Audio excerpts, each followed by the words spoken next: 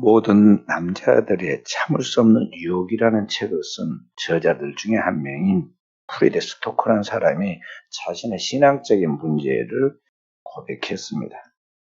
그는 기독교 신자로서 하나님 앞에 나가 예배를 드리고 기도를 해도 계속해서 자기가 하나님과 뭔가 거리감이 있다는 것을 알고 괴로워했습니다. 아들이 아파서 병원에 응급실에 실려가는 순간에도 아내에게만 닥달을 했습니다. 당신 목사님한테 전화해서 하고 이야기하면서 막상 자신은 기도하지 않고 있는 그런 모습을 발견합니다. 무엇이 문제인가? 자신의 문제에 대하여 고민을 하면서 자신의 그 영적 상태에 대하여 깨닫게 되죠.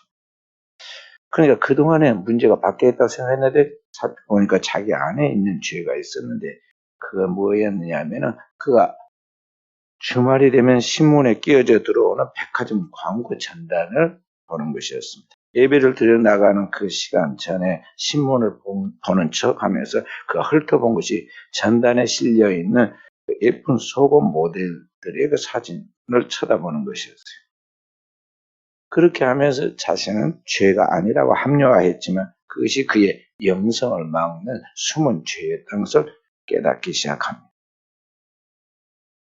오늘 성경 우리에게 7절에 율법과 죄의 불가분의 관계에 대해서 이야기를 해주고 있습니다. 7절 우리 함께 다시 읽어봅니다.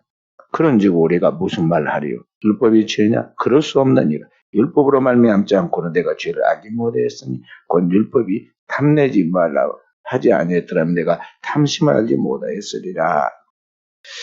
여기 율법과 죄의 불가분의 관계를 이야기하면서 이 율법만이 내 안에 죄성을 발견하게 만든다는 것을 지금 말씀에서 이야기해 주고 있습니다. 지난 시간에 우리는 예수 그리스도의 십자가의 사건을 통해서 우리가 죄와 율법에 대한 죽었고 그렇게 됐기 때문에 그리스도 예수로 말미암아 우리는 참 자유를 가진 사람이 되었다는 것을 배워왔어요. 그래서 그리스도인의 자유에 대하여 말씀을 들었는데요. 이제 율법에 대해 죽었으니 이제 율법은 우리에게 필요가 없다. 이제 나는 자유한 사람이 되었으니 율법 필요 없다. 이렇게 생각할 수 있느냐? 절대 그렇지 않다는 것이죠. 율법을 알아야 죄를 알 수 있다. 율법을 알지 못하고는 우리가 죄를 정확하게 알지 못하기 때문에 율법의 기능은 바로 이 죄를 내 안에서 찾아내고 발견하는 데 필요하다는 것을 우리가 알아야 합니다.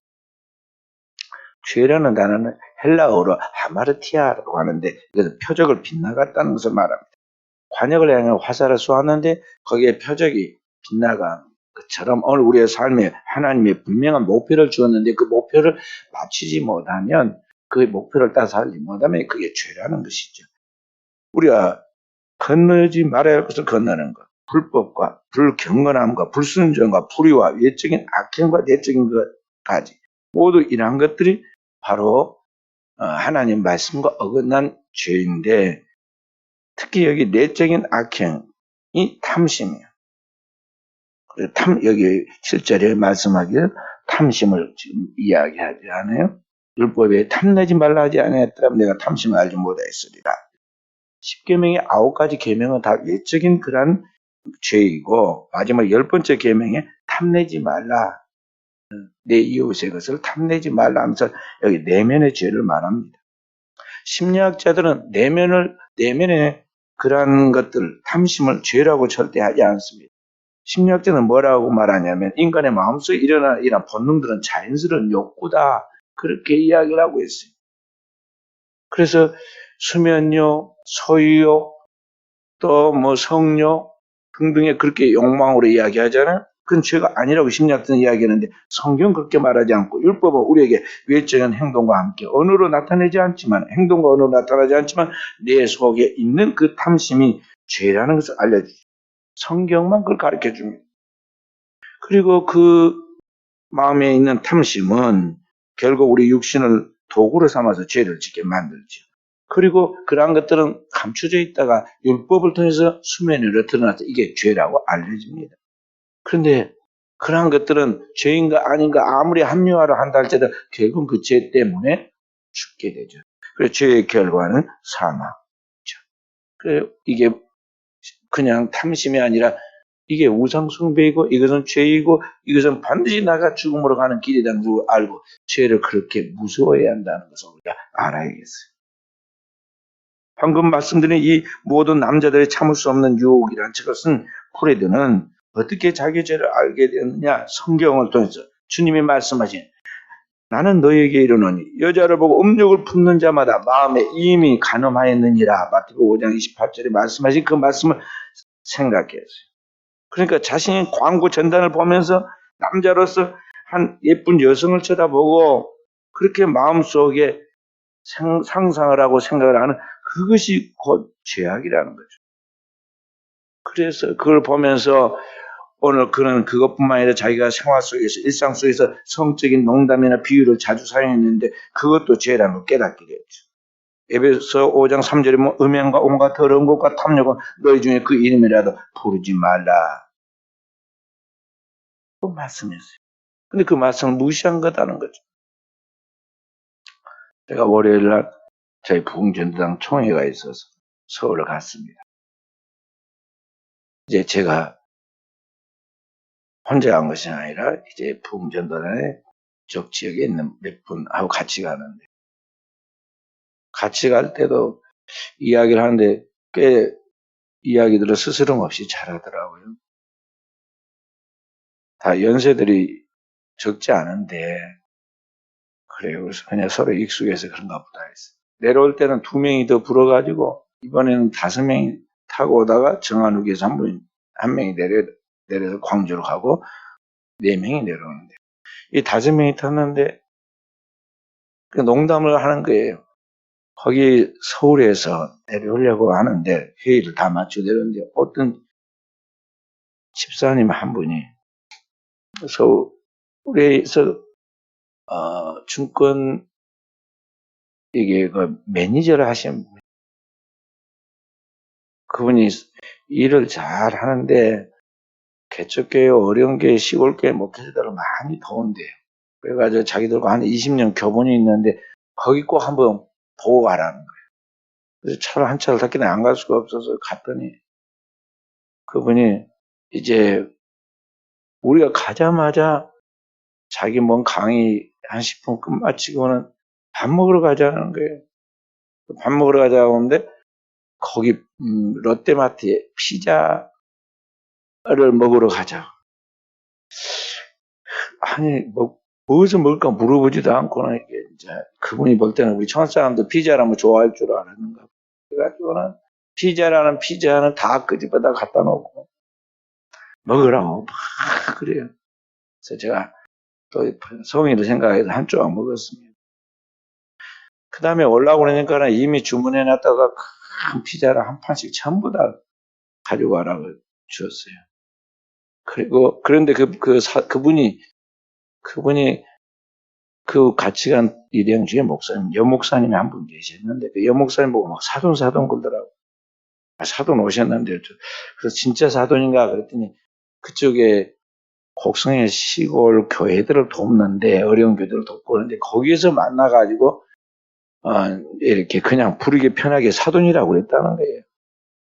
그 서울에 있는 그 집사님은 아들이 이제 고대 2학년이라 나이가 한 20살 밖에는 안 돼요. 딸은 이쪽에 여목사님 딸은 30살인가 32살인가 된다는데 그 맞지도 않은 것 같은데 아이가 그냥 자기들끼리 편하게 사돈이라고 편하게 농담식으로 부른 거예요.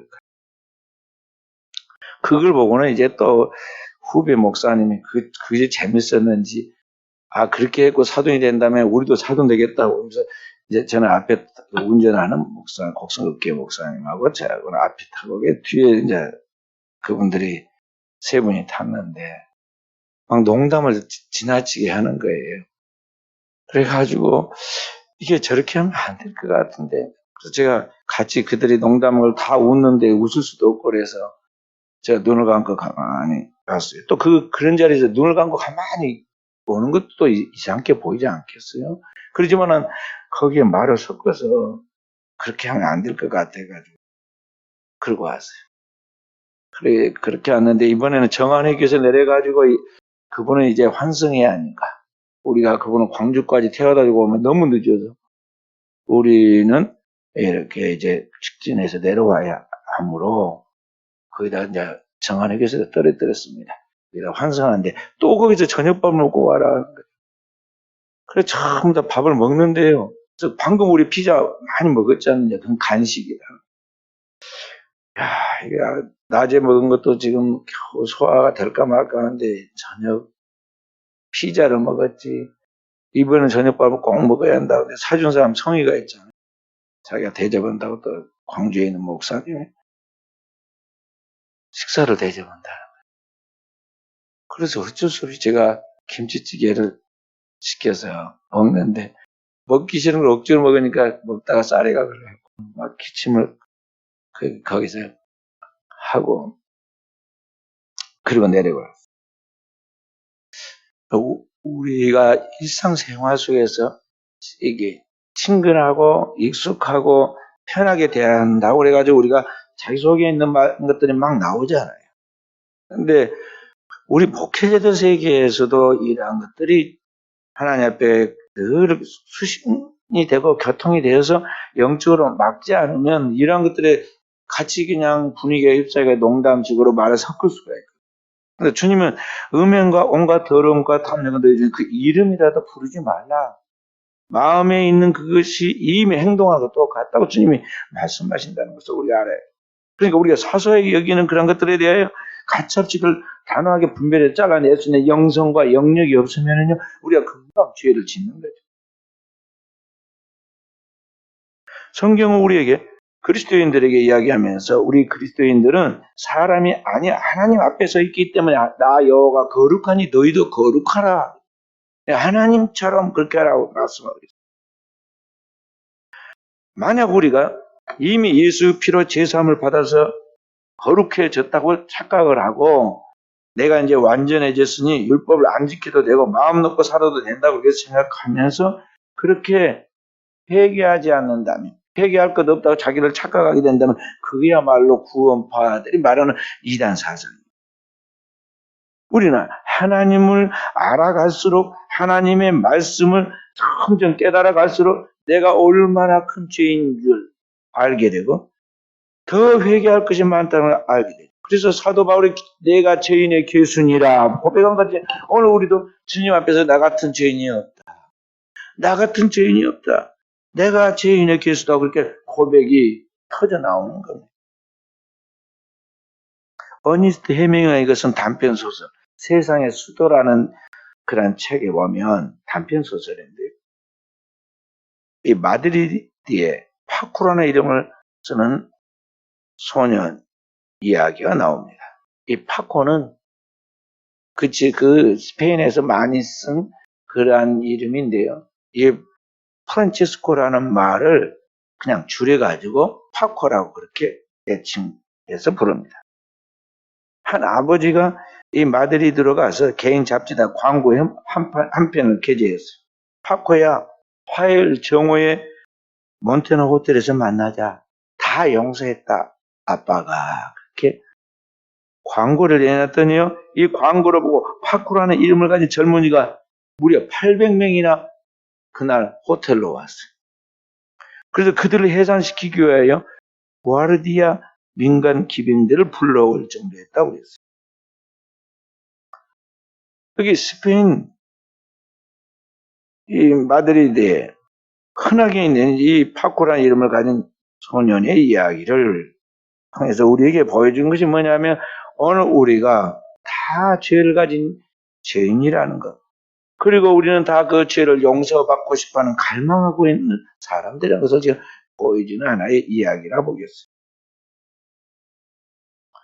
자, 오늘 우리는 이와 같이 모든 사람이 다 죄인인데 그 죄를 무엇이 알게 해주느냐? 하나님 말씀이 율법이 오늘 우리도 하여금 내가 죄인이라는 것을 알게 해준다는 것이죠. 그래서 이 죄는 계속해서 기승을 부리면서 이 율법의 그 기능과 힘을 이용해가지고 우리 알고 자꾸만 죄를 짓게 만드는 거예요. 근데 그렇다면 율법 그 자체가 나쁜 것이냐? 율법 자체가 죄를 짓게 만드는 그런 원흉이냐? 그게 아니라 율법은 하나의 거점이 되는 거예요.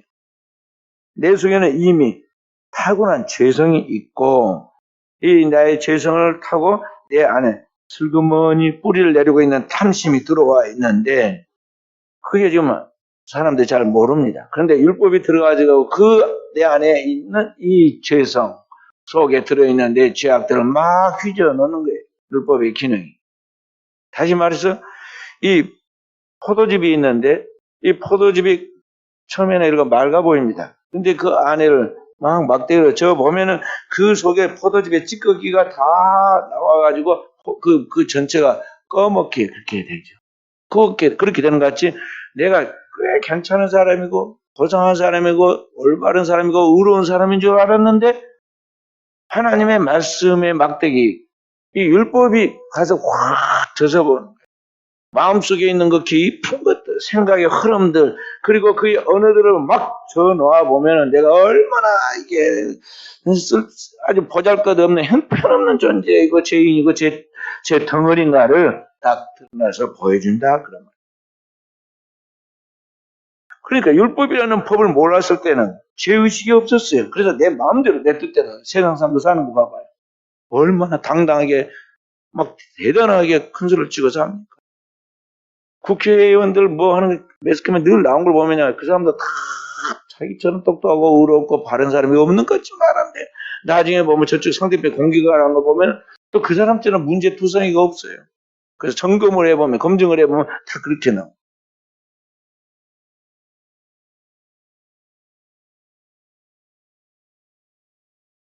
그래서 이 계명을 알고 나니 이 내 안에 숨겨져 있던 죄악들이 살아나고 그래서 나는 죄의 값으로 죽을 수밖에 없는 존재라는 것을 알게 됐죠. 그래서 내가 죽었다고 그런 거예요, 성경. 내가 죽었다. 이제 죽게 된다 그 말을 여기 죽었다 이미 죽은 것으로 단정하는 거예요. 그러니까 이 율법을 통해서 우리가 아는 건 뭐냐면 나는 절대로 하나님의 말씀은 내 힘으로는 지키고 살 수 없는 존재다. 나는 율법적으로 절대 하나님의 말씀을 지킬 수 있는 사람이 못 된다 하는 것을 깨닫는 거예요. 오늘 모든 남자들이 참을 수 없는 유혹이라는 책을 썼던 이 저자는 어떻게 죄를 이길 수 있는가 하는 방법을 자기가 찾아냈는데 의외로 간단하게 찾아냈어요. 참을 수 없는 유혹을 이기기 위해서는 먼저 자기가 성적인 유혹으로부터 이기기 위하여 그 자극으로부터 눈을 피하는 것이 최상이다. 그렇게 생각했어요. 그래서 의도적으로 눈을 돌리는 훈련을 했는데 한 달 반 동안 6주 동안 하고 나니까 자유로워졌어요. 자유로움을 느꼈다. 그리고는 그가 이 남자들이 범하는 이 성적 부도덕은 본능이 아니라 습관이구나. 습관만 고치면 되겠구나. 그래서 영적인 크리스찬들이요. 여기 요사이 TV나 상업 광고들에 나와 있는 그런 것들이 전부 다 사람의 마음속에 있는 이런 성적인 자극과 본능과 상상을 통해서 사람들이 마음에 그러한 죄를 짓게 하고 그러한 대리만족을 통해서 상품을 구매하도록 그 장사하는 사람들은 계속 그걸 이용하기 때문에 그래서 그런 것들이 영적 유익이 안 되니까 TV를 될 수 있으면 갖지 마라 그런 거예요. 근데 그것도 사실은 또 핸드폰 쓰고 다 보고 있기 때문에 자기 스스로 자기를 제어하고 자기를 좋은 생활로 훈련하지 않으면 안 되는 거죠. 오늘 여기 있는 그 저자처럼 자기가 스스로 눈을 돌리는 훈련을 통해서 자기 생활 습관을 고치기 전에는 어려운 일이라는 것이죠. 눈이 죄를 행동으로 옮기는 통로가 되기 때문에 의지적으로 이렇게 피하는 습관을 들였는데 효과가 있는 거죠. 그러나 사실은 여기에도 은혜가 필요해요. 왜냐하면 예수 그리스도의 은혜가 그에 머물지 않으면 6주 동안에 노력을 했지만은 조금 후에는 또다시 그게 다시 옛날로 돌아갈 가능성이 많아요. 성령께서 그를 강하게 붙잡고 인도하고 그 안에서 진정한 하나님의 은혜의 삶을 그가 누리는 그런 생활이 그 안에 딱 정착되지 아니하면 그래 근본적 변화가 일어나지 아니하면 술 끊었다가 금방 돌아 술 먹고 도박 안 한다고 옛날 같으면 화투 친 사람들이 손으로 화투를 치니까 뭐냐면 손가락을 잘라요. 손가락을 잘라놓고도 나중에 이게 끊어진 그런 손으로 또 들이친다고. 그러니까 이런 일시적인 것이 아니라 그걸 끊어도 또 다른 유혹이 들어와요. 안목의 정욕을 끊고 나니까 이성의 자랑이 들어오고 그걸 끊고 나면 육신의 정욕이 들어와요. 성경에 있는 보암증하고 먹음증하고 지혜롭게 알면 그건 탐스러운지라. 그러니까 육신의 정욕과 안목의 정욕과 이성의 자랑이 인간의 살아가는 이 육체를 통해 들어오는 죄의 그런 통로들인데 이러한 것들을 오늘 우리가 철저하게 회개하고 죽었던 내가 다시 살아나도록 해야 한다는 것입니다. 구약 성경에 보면은요, 제일 무서운 병이 뭐였냐면 나병입니다.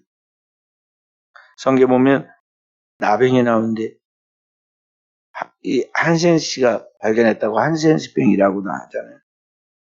이 경상도 사람들은 신음은 이 문둥아 그러잖아요. 문둥아든가 뭐라고 그러죠. 그렇게 불러. 그게 이제 여기면서 친근하게 그렇게 부르는데요. 이 문둥병이라 불리는 이것은 왜 그게 무서웠냐면 고통을 못 느낀다는 거예요. 통증이라는 게 있어야 하는데 고통을 못 느껴요. 피부에 감각이 없어져서 이 몸에 그 병이 걸리면은 걸어가다가 날카로운 병에 찔리면은 피가 나면은 막 비명을 지르고 빨리 상처를 치료할 건데 찔려서 피가 줄줄 흐르는데도 자기가 지금 찔렸는지 아픈지를 모르는 거예요. 그래서 일을 밭에 일해서 손가락이 하나 떨어져 나갔는데 그걸 모르고 그냥 일을 하고 그러지. 그러다 보니까 온몸이 다 망가져 버립니다. 성경이 오늘 이 문둥병, 나병을 저주받은 병으로 표현한 것도 뭐냐면 이게 그 영적 의미 때문에 그런 거예요. 오늘 죄는 오늘 우리로 하여금 마치 감각을 상실해서 자기 발가락, 손가락이 떨어져 나가도 그걸 모르듯이 오늘 우리는 영적인 무감각함이 생겨가지고 마치 나병 걸린 사람처럼 감각이 사라져서 오늘 그것 때문에 결국에는 계속 그 일을 반복하다 망하는 거예요. 그런데 바로 그런 나병 환자를 산상보훈에서 주님께서 말씀을 전하고 내려오다가 고름이 흐르고 완전 온몸이 나병으로 하얗게 되어 있는 그 사람이 주여 원하시면 나를 깨끗게 하셨습니다. 할 때 주님께서 그에게 손을 대시고 내가 원하는 깨끗함을 받으라 그랬더니 즉시 깨끗해졌다고 그랬잖아요. 그런데 예수 그리스도가 오셔서 그분이 우리의 근본적인 죄의 문제를 해결해 주니까 이 나병 환자의 그 모든 문제가 해결돼서 그의 감각이 살아난 것까지 그 치유가 일어난 것까지 오늘 우리에게 바로 그리스도 예수를 통해서 이와 같은 진정한 회복이 일어나야 한다는 거죠.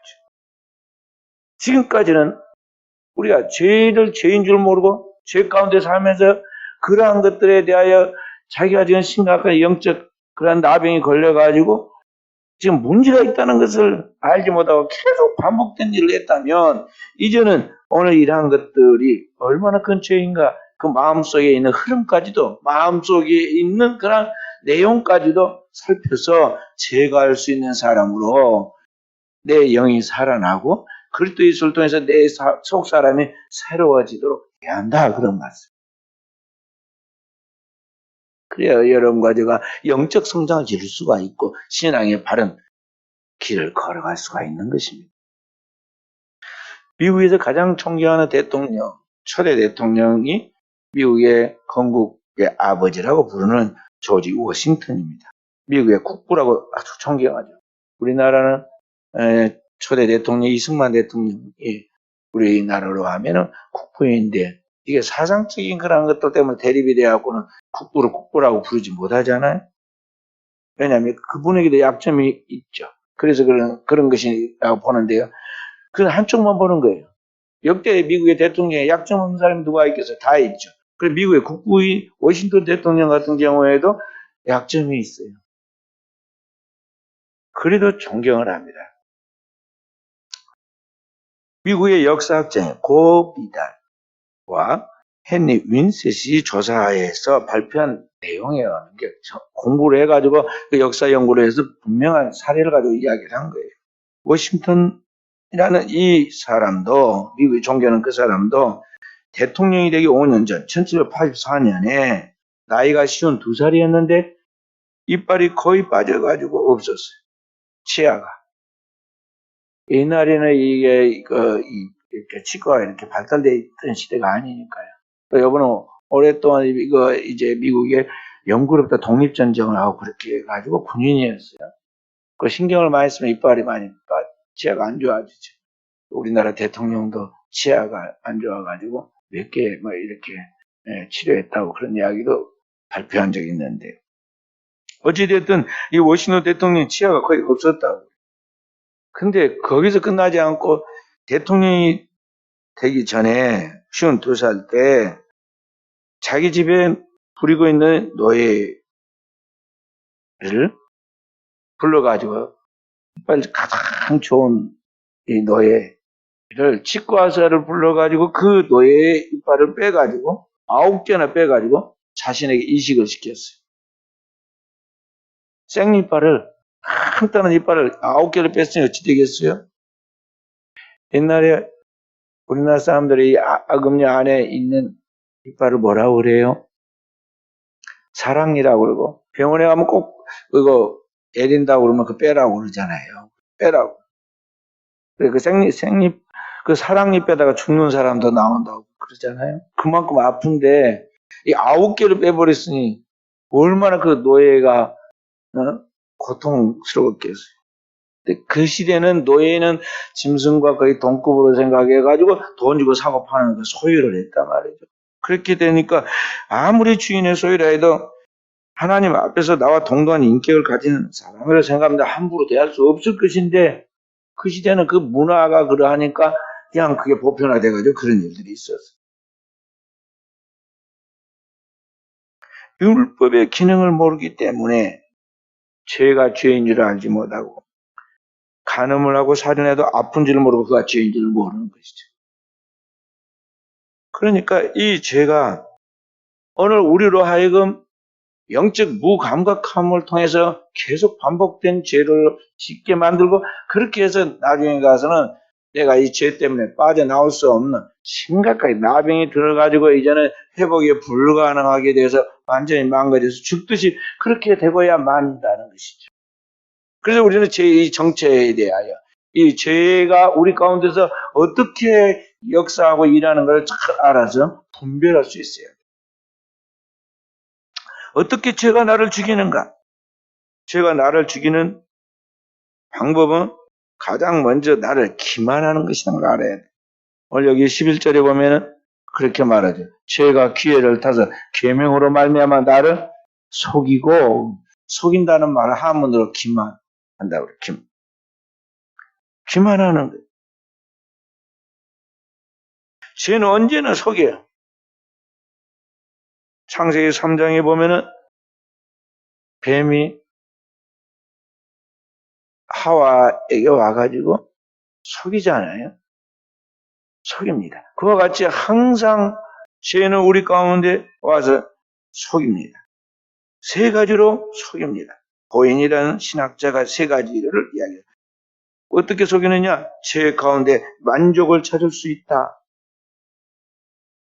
죄 가운데 충분히 핑계될 수 있다. 죄의 결과로부터 도피할 수 있다. 그렇게 속여요. 그러니까 항상 죄가 와서 우리 속에서 무슨 생각을 하게 만드느냐 하면은, 이 선악과를 먹으면 정말 내가 하나님처럼 되고 지혜로워지고 이 세상에서 모든 걸 다 이제 얻을 수 있는 만족함을 얻을 수 있다. 그렇게 상상하도록 우리를 속인다 이 말. 그리고 나서 나중에 그에 대해서 문제가 생기면 내가 이렇게 핑계댈 수 있다. 자기가 얼마든지 빠져나갈 수 있다고 그렇게 생각을 하게끔 한다는 거예요. 자기가 지금 그렇게 잘할 줄 알고 있어요. 그리고 더 나아가서 자기는 그런 문제에서부터 벗어날 수 있을 것이다. 자기는 반드시 벗어난다. 죄로부터 도피할 수 있다고 그렇게 생각한다는 거예요. 죄가 그렇게 우리에게 똑같이 작용을 해요.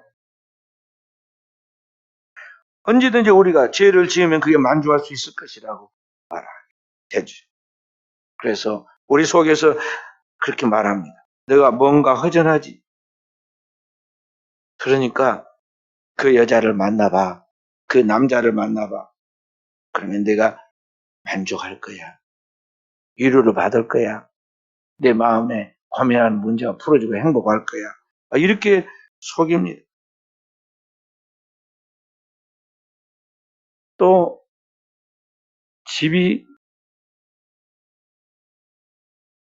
집이 갖고 싶은 또 집을 사모하는 사람은 자꾸만 이야기합니다. 월세에 살더니 전세로 바꿔봐. 그러면 더 행복할 거야. 전세 산 사람 뭐 나중에 집을 큰 넓은 집을 사봐. 그러면 만족할 수 있을 거야. 자꾸 그렇게 생각하게 만들어요. 자꾸 우리로 하여금 그러한 것들을 계속 상상하게 한다. 그런 말. 그리고 더 나아가서 이제 그 죄는 우리로 하여금 얼마든지 핑계할 수 있게 만들어 주죠. 핑계할 수 있는 생각을 줍니다. 자기가 죄를 지었을 때 이거에 대한 합리화를 합니다. 너는 그렇게 할 수밖에 없었어. 너는 부모님 때문에 그렇게 한 거야. 환경 때문에 그런 거야. 아내가 워낙 못돼가지고 그러고 남편이 못돼서 그러고 다 이러한 거야 하면서 모든 것을 다 이렇게 핑계하죠. 핑계.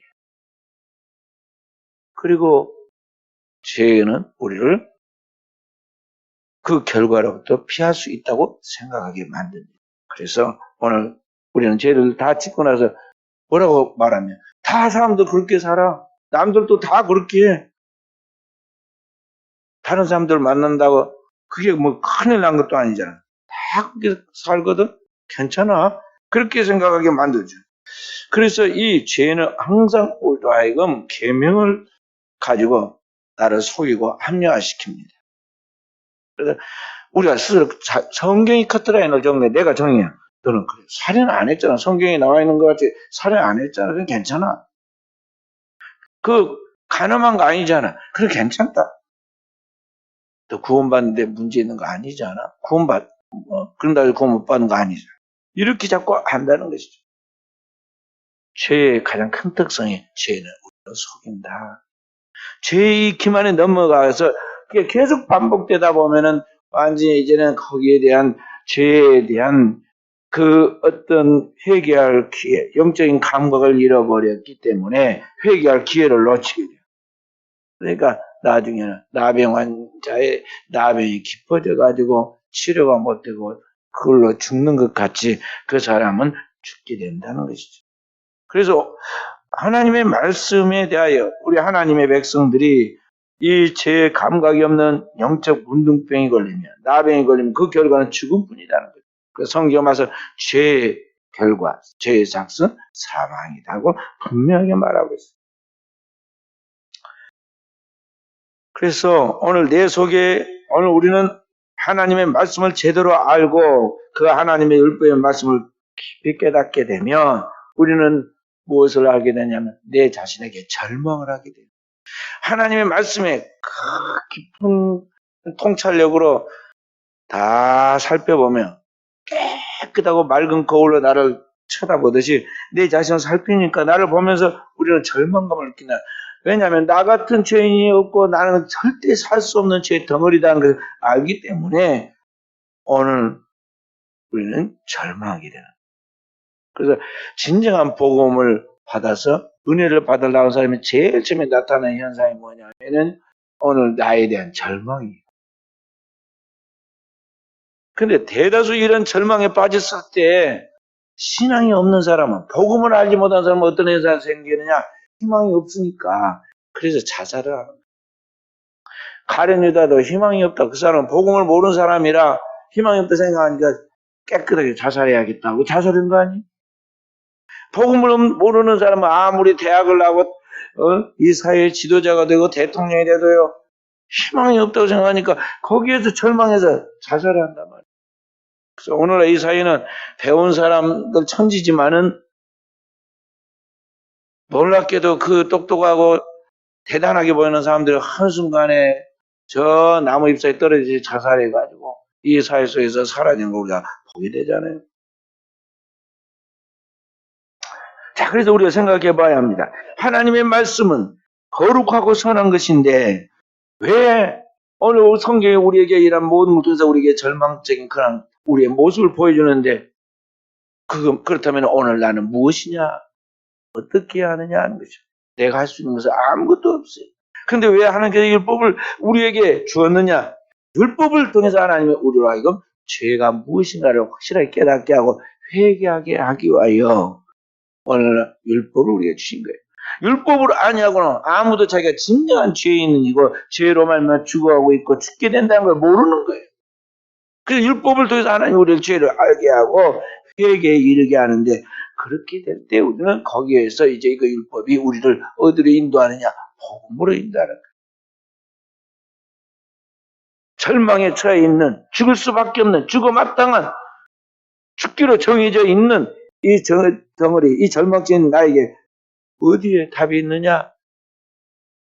절망하고 있을 때 그때 빛이 비치듯이 내게 구원의 희망이 나타나는데 그게 뭐냐면 바로 하나님께서 보내신 하나님의 아들 예수 그리스도.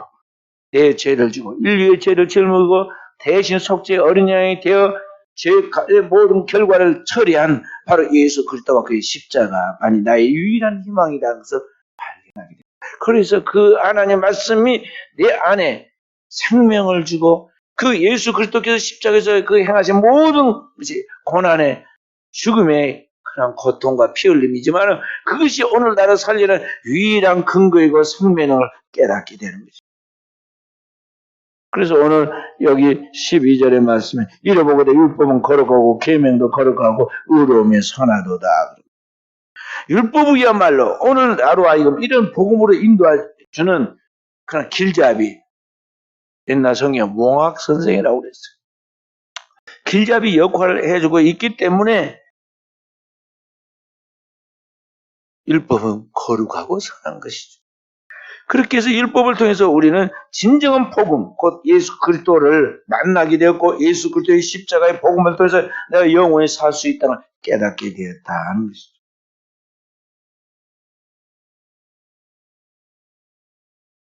로마서 5장 8절 지난번에 우리가 보았던 그 8절 말씀이 뭐라고 말씀합니까? 로마서 5장 8절 말씀 함께 읽어봅니다. 우리가 아직 죄인 되었을 때 그리스도께서 우리를 위하여 죽으심으로 하나님께서 우리에 대한 자기의 사랑을 확증하셨느니라. 우리가 죄 덩어리로 반드시 죽게 되어 있고 죽어서 죄값으로 죽어 있는 그때 하나님이 보내신 하나님의 어린 양, 우리 죄를 담당 어린 양이시 하나님의 아들 예수 그리스도께서 우리를 위하여 십자가에서 죽으심으로 우리에 대한 하나님의 그 절대적인 아가페 사랑을 우리에게 확실하게 보여줬다. 확실한 증거로 보여줬다는 것이죠. 증명해 주었다는 것이죠. 요한복음 3장 16절에 하나님이 세상을 이처럼 사랑하사 독생자를 주셨으니 이는 저를 믿는 자마다 멸망치 않고 영생을 얻게 하려 하심이라. 바로 그 예수 그리스도로 말미암아 오늘 우리를 영원한 하나님의 영생 얻도록 만들으신 바로 그 하나님의 사랑을 우리가 이제 깨닫게 되는 거죠. 그래서 그 하나님의 사랑을 알 때 우리는 그 앞에 굴복하게 되고 나를 버리고 주님을 따라가게 되는 것입니다. 그래서 오늘 우리는 이전에는 율법의 의무감으로 하나님 말씀을 계명을 쫓아서 살려고 노력을 했다면 이제는 신약에는 그것이 아니라 하나님의 사랑이 성령으로 우리 마음에 부음받아요. 회개하는 우리에게 하나님의 성령이 오시고 성령의 가장 큰 은사와 열매가 뭐냐면 사랑이에요. 하나님의 본성은 사랑이시고 성령의 열매는 사랑이에요. 그래서 우리가 진정한 은혜를 받고 나면 우리 안에 하나님의 사랑이 충만하게 나타나게 되는데 이 하나님의 사랑으로 나아갈 때 모든 것이 이제 완전해지는 다 달라지고 변해지는 거예요. 그래서 성 어거스틴은 말하기를 사랑으로 아니면 선해질 자는 누구냐? 하나님을 사랑하라. 그리고 당신이 하고 싶은 대로 하라 그랬어요. 은혜 받고 하나님의 사랑이 우리 마음에 부음받으면 이제 모든 것이 다 가능해지고 사랑으로 하는 모든 것은 이 세상의 논리나 법으로 이해할 수 없는 완전함에 이르게 된다는 것이죠.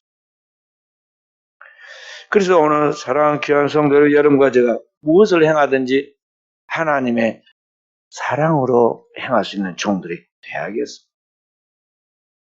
빅톨 위그가 쓴 레미제라블이라는 그러한 명작이 있는데요. 다 아는 이야기. 이 두 사람의 주인공이 있습니다. 한 사람은 선하게 살려고 애쓰는 장발장이고, 또 한 사람은 그를 끈질기게 쫓아다니면서 그를 괴롭히는, 평생을 괴롭히는 형사 자벨이 나와요. 그런데 프랑스 혁명이 1789년에 일어나죠. 프랑스 혁명이 일어난 뒤 장발장을 존경하는 청년 대원들이 그동안 장발장을 괴롭게 하던 눈에 가시 같은 형사 자벨을 잡아왔어요. 그리고 총으로 쏴 죽이려고 합니다. 그때 장발장이 와서 청년들을 설득해가지고 그를 용서해 주죠. 그를 살려주니 풀어주는 그를 보면서 자벨 형사가 장발장을 향하여 외칩니다. 아니, 당신이야말로 나를 가장 죽이고 싶을 텐데 왜 나를 살려줍니까? 그때 장발장이 그렇게 말해. 이 세상에는 넓은 것이 많이 있어. 바다가 땅보다 넓고 하늘은 그보다 더 넓소. 그러나 하늘보다 더 넓은 것은 바로 용서라는 관대한 마음이요. 그렇게 말하자 이 장발장이, 그 냉혹한 장발장의 얼굴에서 눈물이 흘러내리죠. 그리고 그 마음 중심에 변화의 바람이 불어옵니다. 그래서 오늘 여러분과 제가 이 악을 이기는 것은 선이, 어둠을 이기는 것은 빛입니다. 이 세상은 증오와 악으로 가득 차 있고 원수 마귀에 의해서 온갖 공격을 다하고 사탄에 의해서 상처받고 그 원한의 그 고통 속에서 신음하는 사람들의 그런 것들이 너무나 많아요. 이것을 다른 어떤 것으로 해결이 되는 것이 아니에요. 오직 주께서 우리에게 주신 그 하나님의 사랑을 가지고 사랑하는 것이죠. 사랑. 지난 주일날 설교했던 그 말씀에 나와 있는 빌립보 교회의 이야기에 갈등이 있는 이 빌립보 교회 두 지도자들에게 말씀하면서 사도 바울이 너의 관용을 모든 사람에게 알게 하라. 관용 모든 사람에게 알게 하라. 그렇게 이야기하죠. 그러면서 거기에 하나님의 평강이 너의 마음과 생각을 지배할 수 있도록 하기 위해서 해야 할 것이 한 가지 있다. 그렇게 되도록 오직 기도하는 것이다. 오직 기도와 간구, 감사함으로 하나님 앞에 아뢰라. 모든 일을 기도와 간구로 감사함으로 하나님 앞에 아뢰라. 그러니까 오늘 우리는 하루아침에 구약의 다윗 왕이 되고 다윗이 하루아침에 그 땅을 다 정복할 뿐만 아니라 자손 만대 하나님의 나라를 이루어가는 그런 모형으로서 그리스도의 왕국을 준비해가는 그런 기초 닦을 수 있는 사람 된 게 아니에요. 그도 괴로움이 많았고 원수들이 많았어요. 시편을 읽어보면요. 내 원수들이 왜 어찌 일이 많습니까? 그래서 여호와께서 내 곡성을 들으셨다. 울부짖는 그 곡성을 들으셨다고 그렇게 이야기하잖아요. 그런데 그런 가운데서 이걸 어떻게 다윗이 자기를 괴롭게 하는 사람들을, 사울을 비롯해서 많은 사람들을 그걸 잘 풀어갈 수 있었느냐? 사울 왕을 자기를 죽여 쫓아낸 그를 살려서 보내잖아요. 어떻게 할 수 있었느냐? 다윗이 주야로 주의 말씀을, 그 율법을 묵상하며 기도했다. 기도했어요. 그렇게 할 때 악한 영이 떠나고 성령이 그를 지배한 거예요.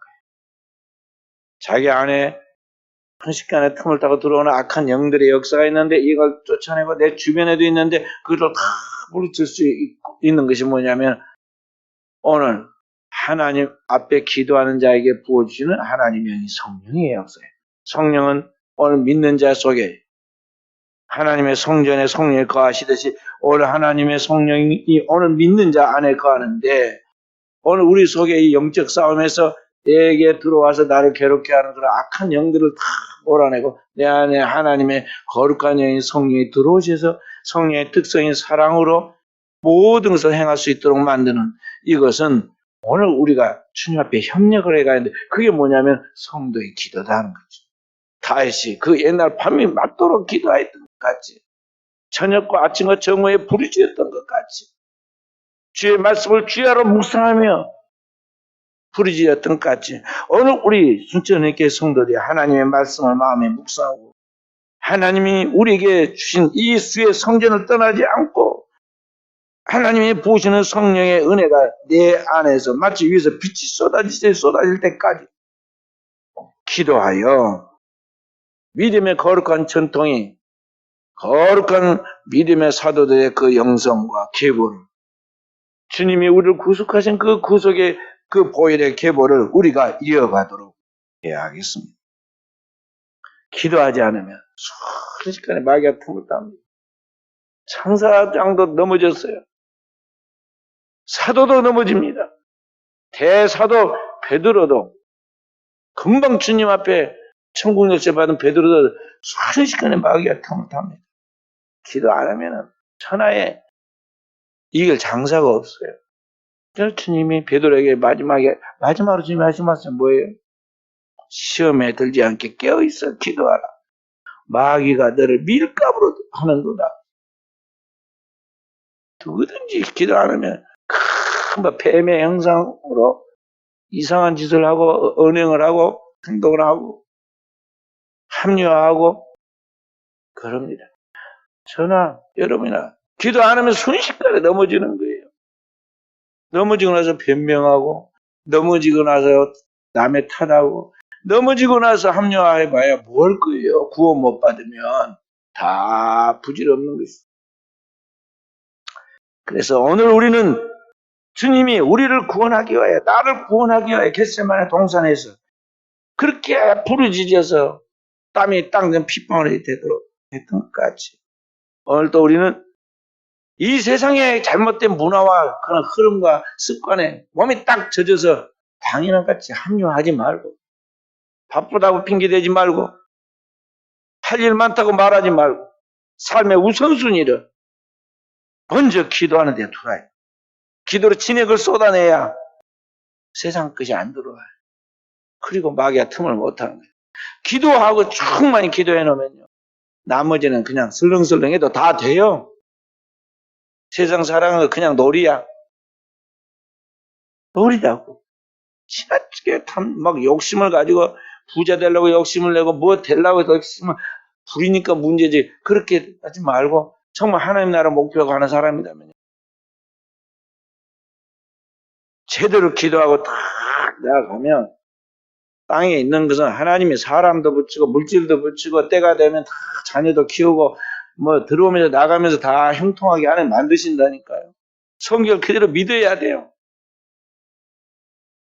내가 일부러 막 출세시키려고 뇌물 쓰고 뭐 졸업장 가짜로 만들고 어디다가 부탁 안 해도 다 자네들이 꼬리 안 대고 머리 대고 민족적으로 세계적으로 쓰임을 받고 당대만이 아니라 자손 천대까지 하나님 말씀대로 축복을 받는 거예요.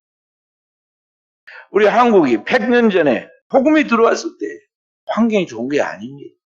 어려웠지만 우리 조상들이, 우리 한국의 믿음의 조상들이 초대교회 때 그렇게 기도해서 교회를 부흥시켰는데 오늘 한국 교회가 말이죠, 기도를 너무 안 해. 머리로만.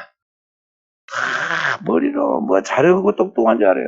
인간의 이 지정이라는 이게 똑똑하지만 하나님의 성령의 세계에서 보면요, 지푸라기만도 못한 것이고 그건 아무것도 아니 하수도 못 되는 거단 말이에요. 성령의 지혜를 가지고, 청명을 가지고, 재능과 모력을 가지고 하나님의 일을 하면서 땅에 있는 것을 스치고 지나가야지 진짜 하나님 앞에서 쓰임을 받는 사람이 되는데, 이 영적인 체험과 비밀을 왜 누리지 않고 나가는 거지. 그래서 오늘의 사랑은 저와 우리 사랑하는 성도들이 하나님의 교회에서 기도를 쉬는 죄를 회개하고 우리 하나님 앞에 삶의 우선순위를 기도하는데 먼저 하나님 나라와 의를 구하며 기도하는데 삶의 패턴을 고치고 습관을 고치면 하나님이 이제 우리의 영을 살리기 시작합니다. 그리고 우리의 영혼 속에 거룩한 그리스도의 인격에 하나님의 사랑이 충만하게 나타나게 되죠. 그러한 때 이제 하나님이 어떻게 우리를 통해서 일하시고 형통케 하시고 역사하는 걸 체험하게 되는 것입니다. 오늘도 이러한 영적인 길을 걸어가는 우리 사는 종들이 되어지기를 주의 이름으로 축원드립니다.